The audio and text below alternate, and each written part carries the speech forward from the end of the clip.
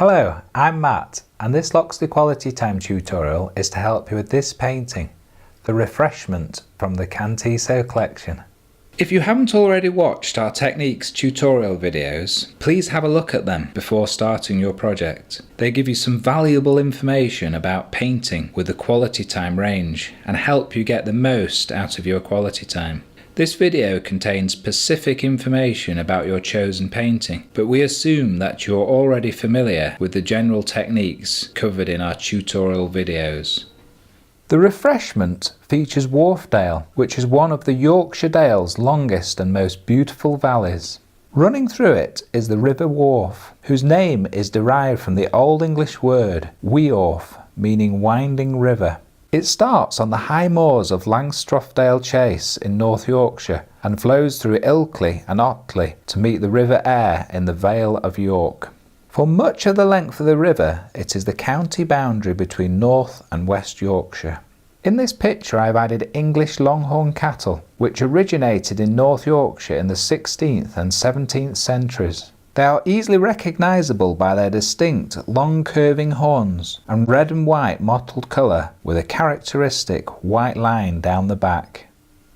Okay, starting with the sky here with this pale mix of blue made from using mainly white with the lighter of the two blues mixed with it. And there is a technique video on painting skies which I recommend you to have a look at before starting your painting. Gives you a lot of advice and helpful tips. And I'm using the larger of the two brushes with long horizontal brush strokes. It's important on a clear sky like this to use as long as possible brush strokes to get rid of the brush marks. It will be a bit patchy at stage one, but that's fine.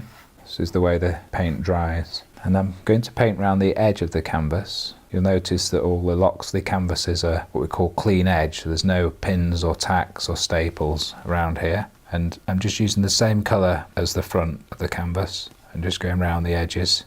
This was actually something that Loxley pioneered so that even if you don't frame the picture it still looks complete. So it's a nice finish around the edges as well. And while you've got the same colour mix, it's a good time to do that. I'm actually kept to the canvas in this position for the video. It's easier if you turn it to help you do this on the edge. And now as I'm working down, I'm working around these cloud areas. There's a few very small clouds, and because the blue is more opaque than the white, I'm leaving these areas and working around them. You can refer to your picture as well as the guide and the outlines marked on the canvas to see where the clouds are. Now as I'm coming down the canvas, I'm just adding a little bit more white to the mix that I've got. So you see this here, and then blend it in with the blue. So just working carefully down to this horizon line around the barn across like this. So you'll see from your photo that the sky is paler towards the horizon, and this is often the case. I'm just working carefully up to this line across the field. Another cloud here to go around. Keep loading your brush so it doesn't run dry. And then for this tree area here, the sky goes behind the tree. So I'm just painting over this whole tree, just down to the hillside. And this is fine because I can still see the outline of the tree through the blue paint, so I can see to paint the branches in later. And again with this tree, adding a bit more white. There's a cloud here to work around again, working my way across. I'm painting the clouds. I'm using the smaller brush because they're quite small clouds, quite intricate. Just the pure white paint, putting it on quite thickly and covering the outline of the cloud here like this. So just work across these other clouds as well. This one behind the tree here. And this cloud here, not many clouds, just a few.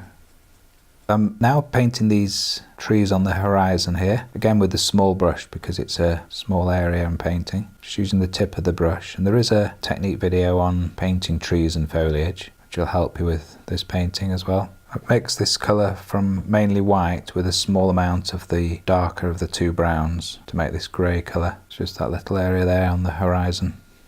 While I've got this colour mixed for the trees that I've just painted, I'm painting this far hill here with the same colour, this grey mixed with mainly white and a bit of the dark brown. Working on this barn on the hillside here, typical of a Yorkshire scene. See a barn out in the middle of nowhere. I think it's to use them for lambing, looking after the sheep while in the fields. And I'm using this same grey made with the white and the dark brown and the small brush Now I finished the barn there, I'm going to work on this wall with the similar grey. I'm actually varying the mix a little bit here, so different amounts of the dark brown to make it lighter or darker. And again, you can work around the edge of the canvas where the wall would be. Just work your way across this area here. Being careful to paint round these cattle that are stood over here. For this tree I'm also using the brown mixed with white, so just that stumpy bit there. You have to use the very tip of the brush for the smaller branches. It's quite intricate, just take your time. You can come back to this at any point if you want to break off really gentle brush strokes. It's the good thing about quality time, you have to slow right down. The more time you take over it, the better it will look, the finished result. For these delicate areas like this branches, you need to keep loading your brush because you're only using the actual very tip of the hairs. It doesn't hold a lot of paint.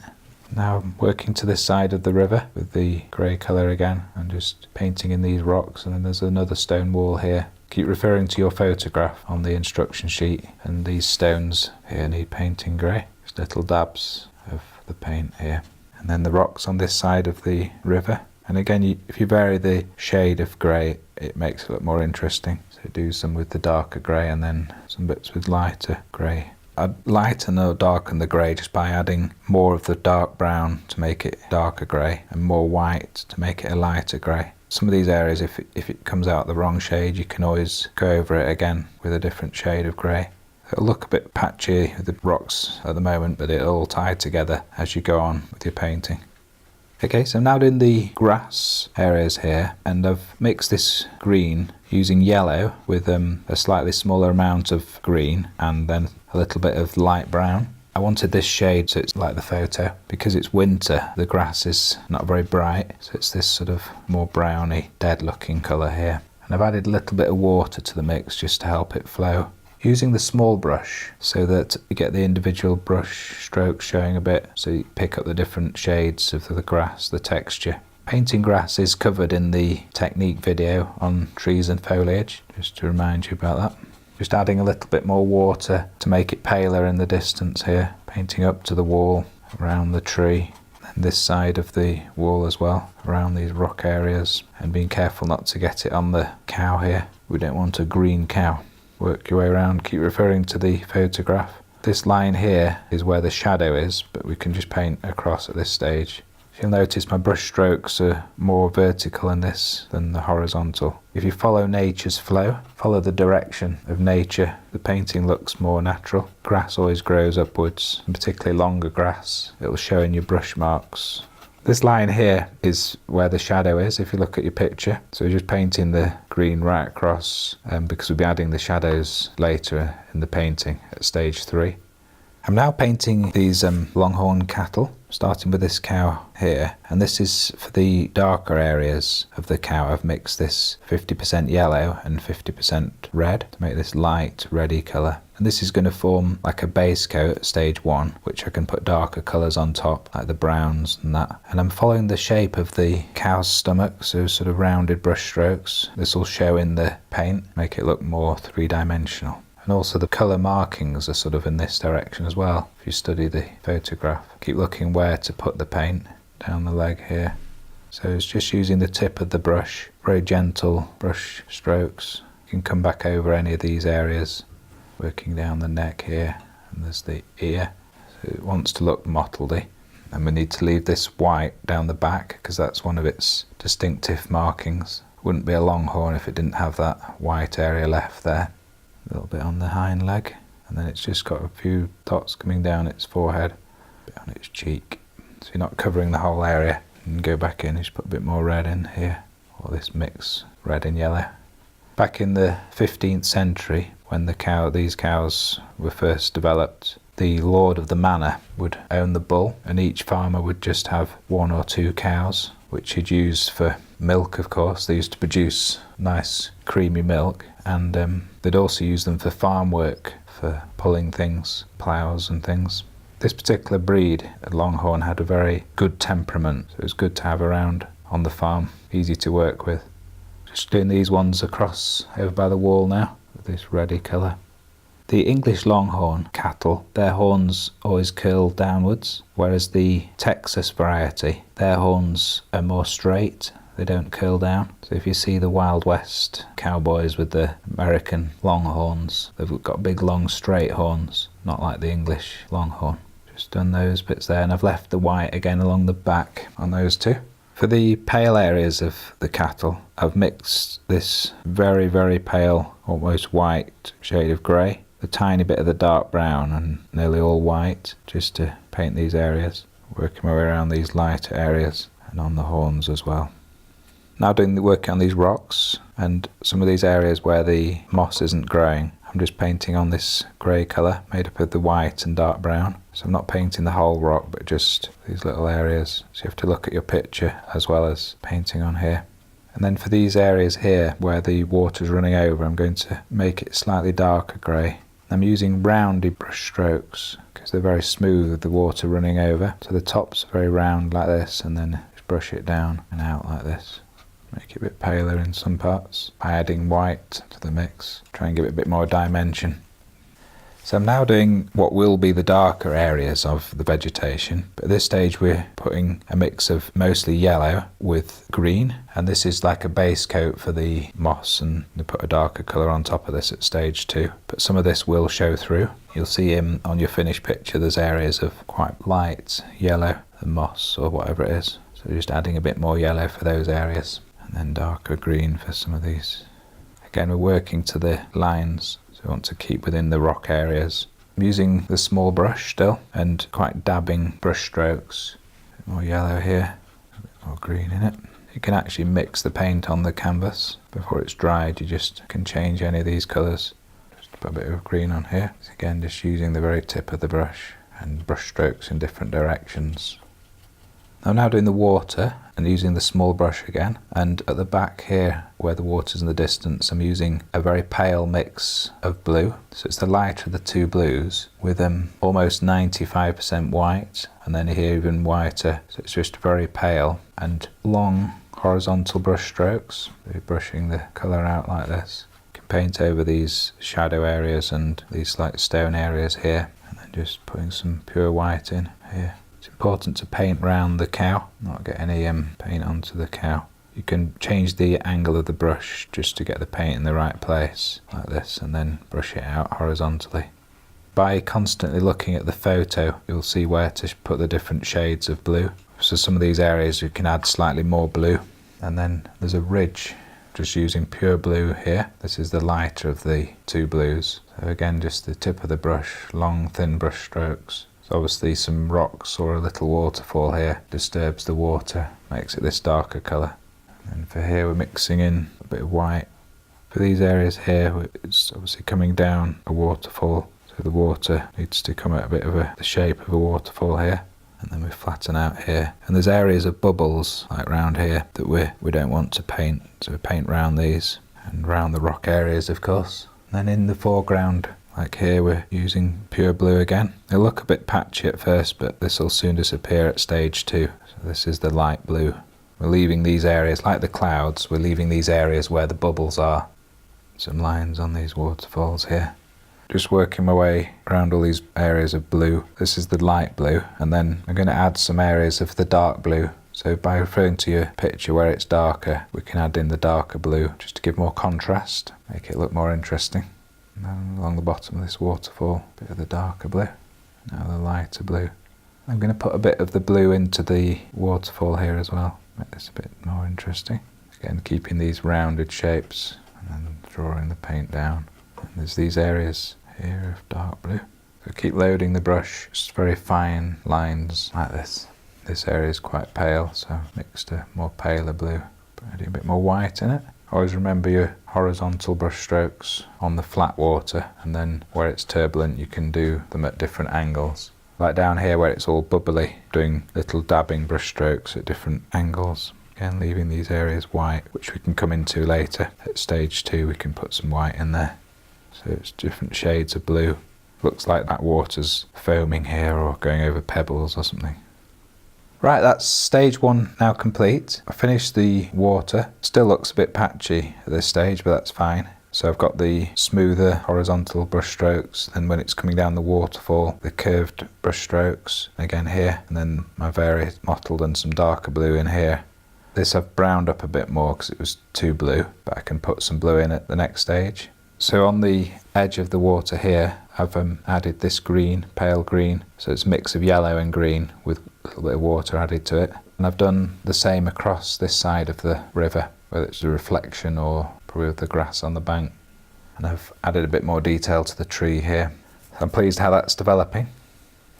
We're now starting stage 2, and then back on the sky. I've mixed a slightly darker blue. This is 50% of the lighter of the two blues mixed with 50% white. And I'm using the larger brush, again with horizontal brush strokes. And you'll notice a lot of the streakiness will start to disappear as you get further on into this stage. I'm adding more white as we come down the canvas. The same mix, but just with more white added as we come down around the clouds again. I'm using nice even brush strokes so I don't get any brush marks, or as few brush marks as possible in the sky. It's a very smooth sky. I'm just doing the clouds now at stage 2, and this is just with the pure white again and the smaller brush here and here. So you can put the paint on quite thick, these little small clouds, and this cloud here, and then down here. For these trees over on this horizon here, I'm just slightly darker grey this time and just going over the area again with the small brush, little dabbing brush strokes. And then down here. As I've got this grey mix, I'm just doing the barn at stage 2, slightly darker here. Just where the doorway is, I'm using just the pure dark brown and the window here, and just along the gutter line with the very tip of the brush and the roof line here. So I'm just doing stage 2 of the wall, and I've got a slightly darker grey, and I'm just putting in some of the stones individually. The stones on the top of the wall are lighter, so I'm going to keep those with a lighter grey, very pale grey, just mostly white on the top. Just work my way across like this. As the wall goes further away, I'm just making it slightly lighter, the grey, it's further in the distance. These rocks around the edge of the river. I'm now doing stage 2 of the tree here with this dark brown, so it's just pure dark brown. You can leave the lighter areas showing through. I'm just going up this side of the trunk a bit more with the brown. Just keep loading the brush and use the very tip of it for the branches, just a bit more wiggly as they go up like this. So take your time on these delicate areas. The branches have to be very thin as they get towards the edge of the tree here. They're just like almost hairline brush marks. The brush is hardly touching the surface of the canvas. These trees, it's obviously winter, so there's no foliage on these. I'm just doing stage 2 of this grass area here, and I've mixed up this slightly darker green using yellow with mixed with the green, and then a small amount of the light brown just to sort of give it this winter look. I don't want it too bright as that's like a spring green. So I'm just using the small brush so I can pick up the different shades of areas here. So I'm putting it on thicker in places because it's quite a rough bank. You'll notice that I've watered this paint down quite a lot, and that's because the hills in the distance, I don't want to be too bold, the colour. So I'm using quite a pale mix because of this water, which is important because you don't want the hill to come out towards you. You want it to stay in the background, and you can use less water with your mix as you come onto the grass nearer. So this grass in the foreground, I'm using more vertical brush strokes and less water in the paint. You don't have to paint over the whole area that you've done before because this makes the grass look more interesting. Again, I'm just working over this area that will be shadow eventually because the shadow will be painted on top of the grass. You can vary the shades of green a little bit to make it look better. And then as you get further away, you can use more horizontal brush strokes and a bit paler. So I'm just adding water to the mix again here, painting around the cow and these here. The good thing about the paint is that it dries so quickly because you can go back over any of these grass areas. The paint's dried already here, so I can go back over and darken up these colours like this, you see. Just building up the layers. Because the paint's transparent, you're seeing one layer through another, making it more three-dimensional. So again, I've watered down the paint quite a bit, painting around these rock areas. So this is further away. We don't want it to come forward too much. This is further away, so it's a bit more watered down. And then this is a bit nearer, so making it a bit bolder. A bit too bold. I'll just add a little bit of water and spread that paint out a bit. So you're just gently playing with the colour till it looks right. You see this hill's nearer than the one behind it because it's slightly darker. I'm now doing stage 2 of the cow here, and I've mixed this colour using 60% red and 40% dark brown, and I'm not going to paint over all the area. I'm just doing little dabbing brush strokes. And it's important to leave some of the areas the paler colour of stage 1. You'll notice from the picture that the cow is quite mottly, so that's the effect I want to create. So I'm just working my way up with a tiny bit of paint on, like this here. In the middle, this is a bit paler here.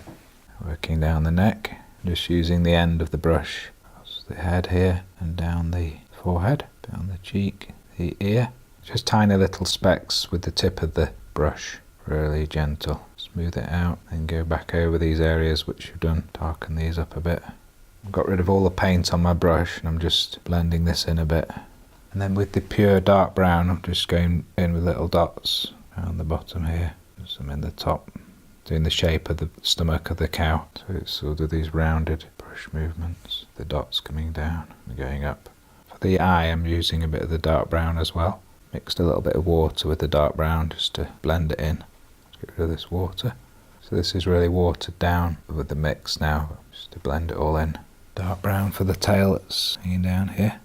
With the cows that are further away, I've added water to the mix and put a very small amount of the paint with the water on the brush. It's almost quite a dry brush, not too overloaded. You don't want to flood these with colour because they're further away.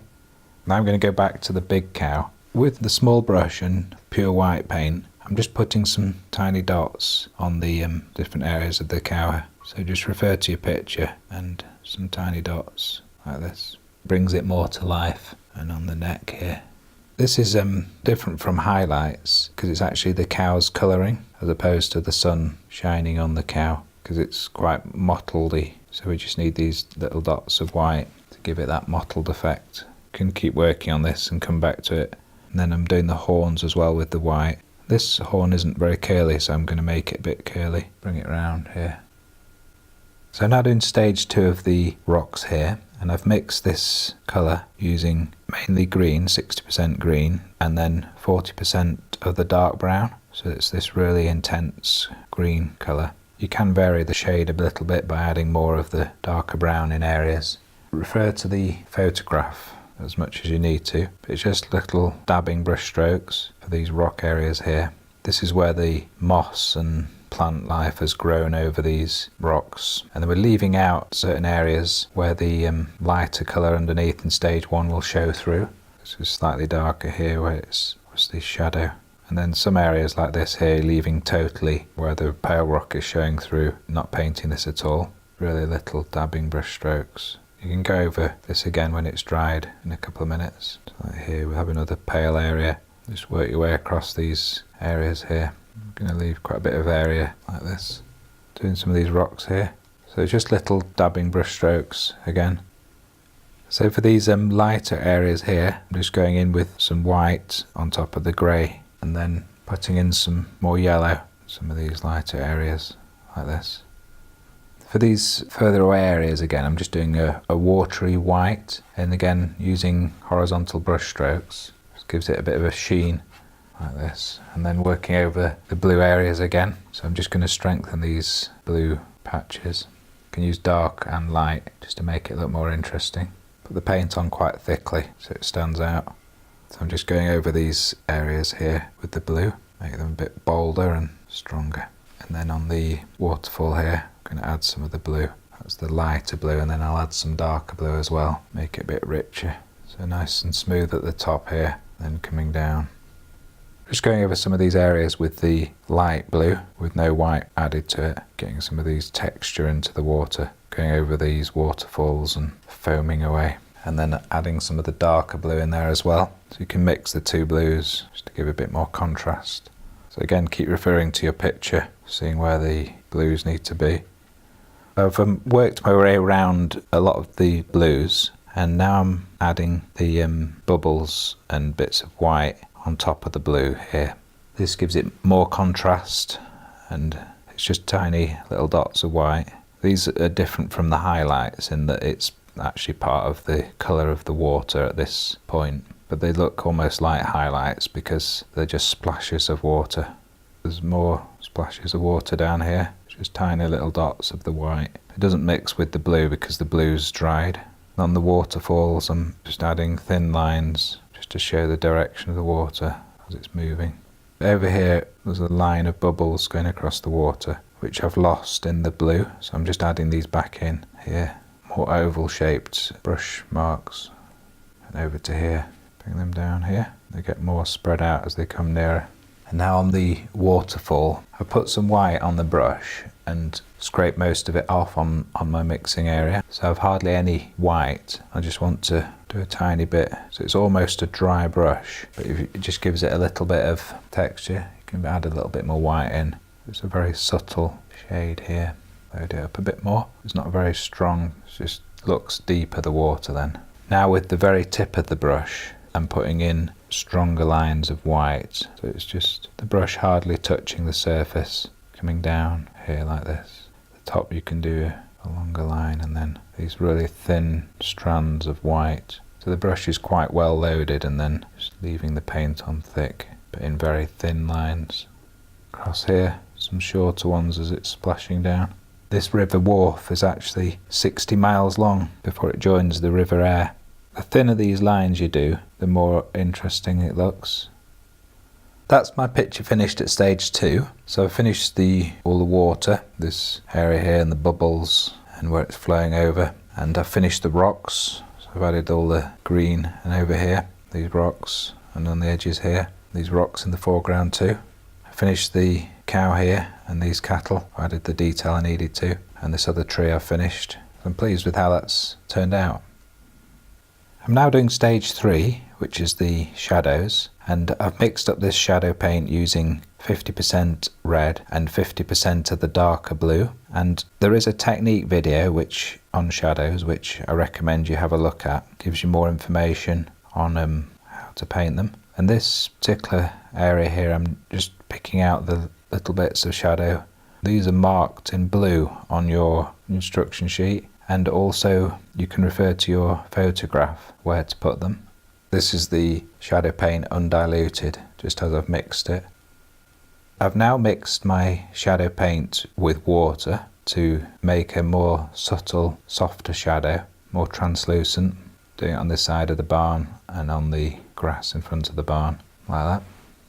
Now doing these shadows over on this bank here, and the line is showed through where they are through the green paint, which is what I want, so I can see where to put these shadows. So I put it on quite thick on the grass there, and I'm just going to water it down a little bit over the rock so you can see the rock through the shadow paint, like that.